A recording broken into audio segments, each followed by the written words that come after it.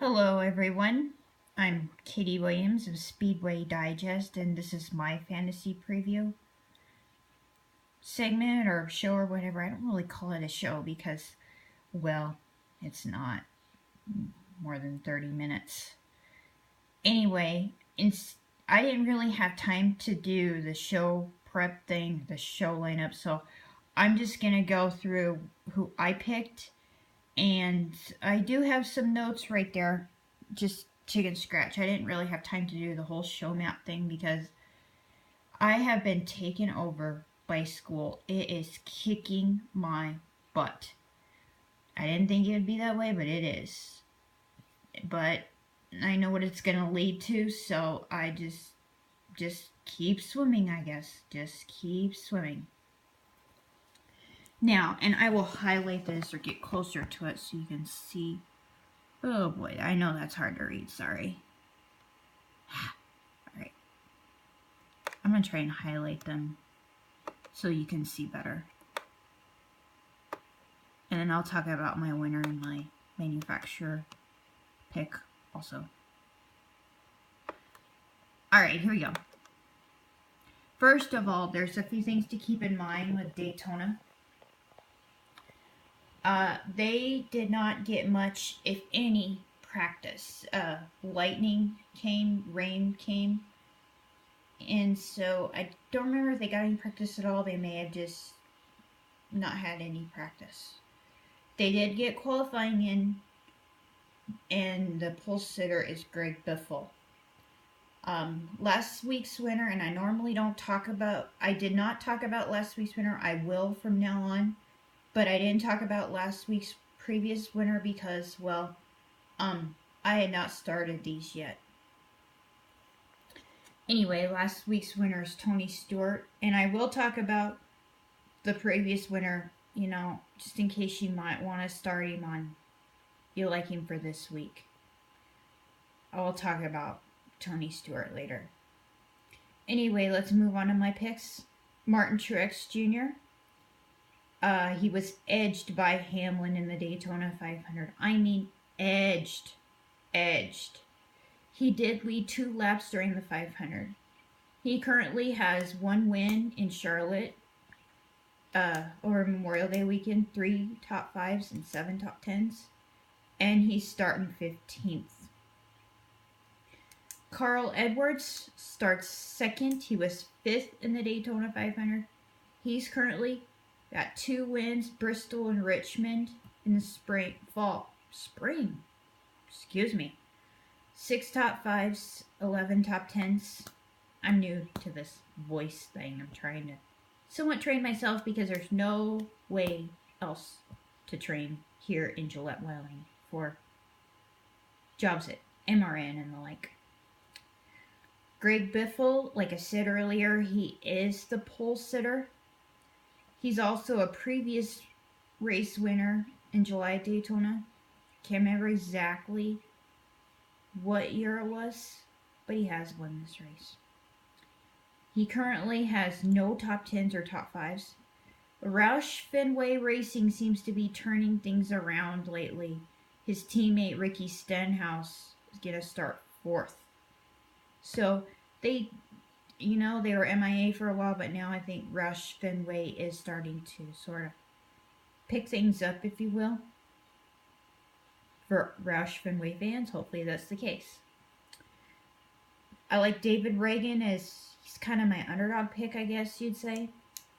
He's good on restrictor plates.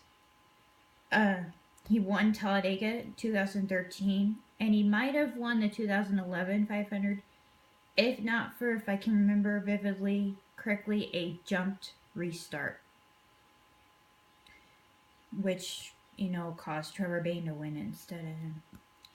He's starting 38th in today's race. He currently has no top 10s or top 5s like Biffle. Alright. Chase Elliott. I've kept him on my lineup almost through the whole season. He is showing me he's impressing me. He's rattling off top 5s and top 10s. He did not place in the top 10 at Sonoma last week, but it's a road course, and while he has road course experience, like I said last week, not very much. He's still looking for a win in the Sprint Cup Series. He's starting 24th. Other ones I liked that I couldn't fit into my lineup, I'll talk about them real quick. But I just was not sure whether to try to stick them in there or not. Denny Hamlin, the Daytona 500 winner this year, he's starting 9th. He could sweep. In fact, that he's looking to sweep. Maybe a little revenge from last week when Tony Stewart edged him out. Tony Stewart's another one I might like, but I'm also might be scared to put on my lineup. He does have a win in the 2012 Coke Zero 400. It's his final race at Daytona. But other than that 2012 win, I'm not real sure about starting him. He did not race in the Daytona 500 because of that injury. So there's really not much to go on for him. You can start him and see what that does for you. Like I said earlier with his restrictor plate races, it is just a total crapshoot. Throw darts at him and see what you get. Close your eyes and see what you get.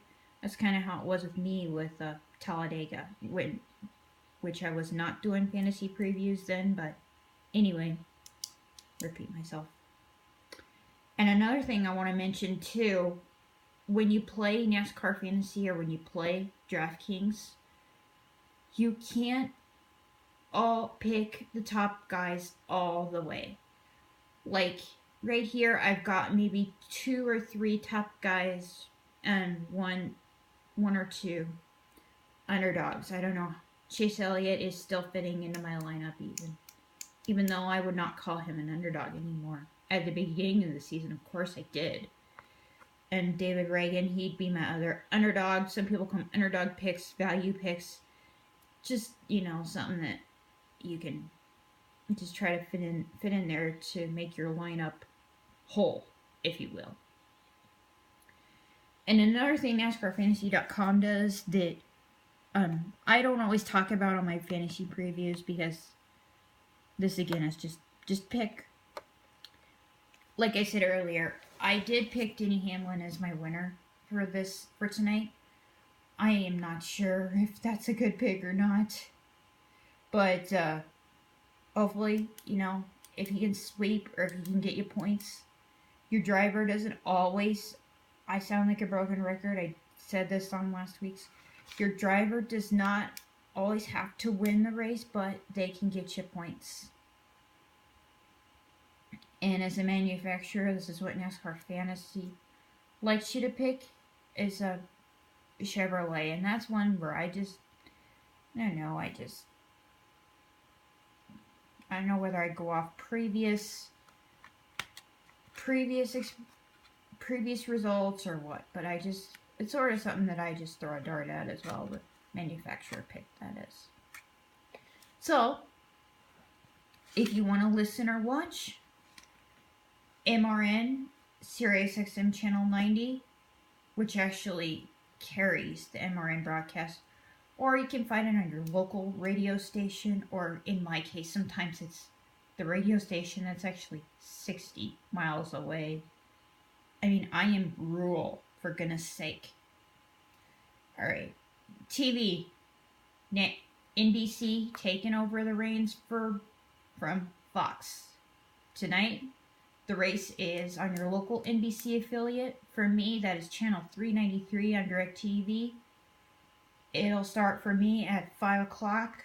That's when Countdown to Green starts anyway. I think the flag is supposed to drop at 5:45, which would be 7:45 Eastern Time.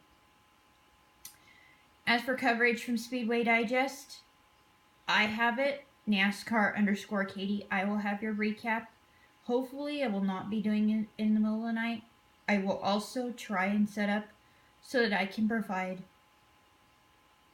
updates during the race last night. I did not set up for Xfinity, but I was not on Xfinity duty anyway.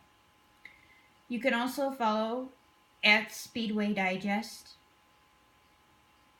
and whoever is running that Twitter handle will provide updates as well. Like I said, I've got already, if you look on speedwaydigest.com, I've got the preview and I've got your qualifying recap already up. And I will have the race recap for you.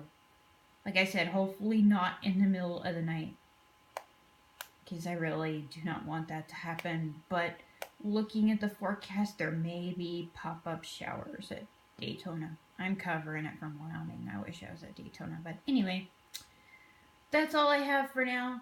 And I will talk to you all next week. We're on Twitter, Facebook, wherever.